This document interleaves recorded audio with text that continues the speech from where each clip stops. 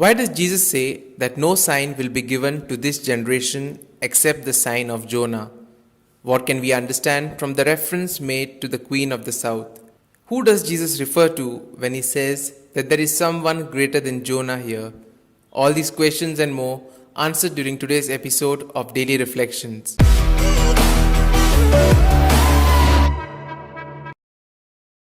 The Gospel today presents a very hard accusation of Jesus against the Pharisees and the scribes. They wanted Jesus to give them a sign because they did not believe in the signs and in the miracles which he was working. The sign of Jonah.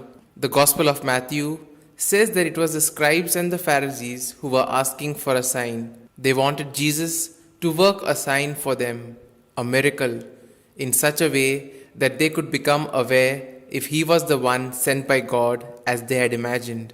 They wanted Jesus to submit himself to their criteria.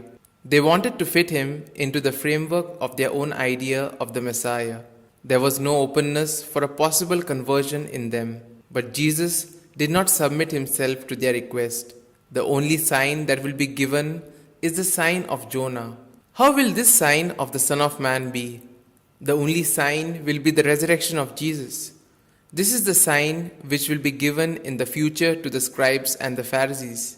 Jesus, who was condemned to death by them and to death on the cross, will rise from the dead and will continue to resurrect in many ways in those who believe in him. The sign which converts is not the miracles, but the witness of life. Like Jonah, we can be called upon to be a conduit through which God's will is accomplished. Sometimes it doesn't matter if our hearts are not in what we do. The fact that we do it can be enough for God to achieve astonishing results through us. Solomon and the Queen of the South. The reference to the conversion of the people of Nineveh associates and recalls the conversion of the Queen of the South. This reminder of the episode of the Queen of the South, who recognizes the wisdom of Solomon, shows how the Bible was used at that time. It was by association. The principal rule for the interpretation was this one: the Bible is explained by the Bible. Up until now, this is one of the most important norms for the interpretation of the Bible, especially for the reading of the Word of God in a climate of prayer. For Jesus, it is the repentance of the people of Nineveh which is significant here. If they have the wisdom to recognize the authority of the prophet Jonah and to repent, then surely Jesus' generation should be able to do the same, given that Jesus is even greater than Jonah.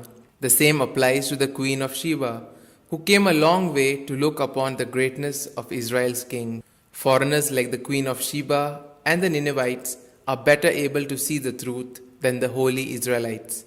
Greater than Jonah. After the digression of Solomon and on the Queen of the South, Jesus returns to speak about the sign of Jonah. The Ninevites were moved to repentance by the prophetic sign of Jonah, which they recognized as the authentic word of God. The story of Jonah describes how the disobedient prophet was swallowed up by a giant fish, and after 3 days he emerges on the shore. He repents, his life is turned around, and he preaches the message of salvation with gusto. He denounces the unbelief of the scribes and the Pharisees, because something greater than Jonah is here.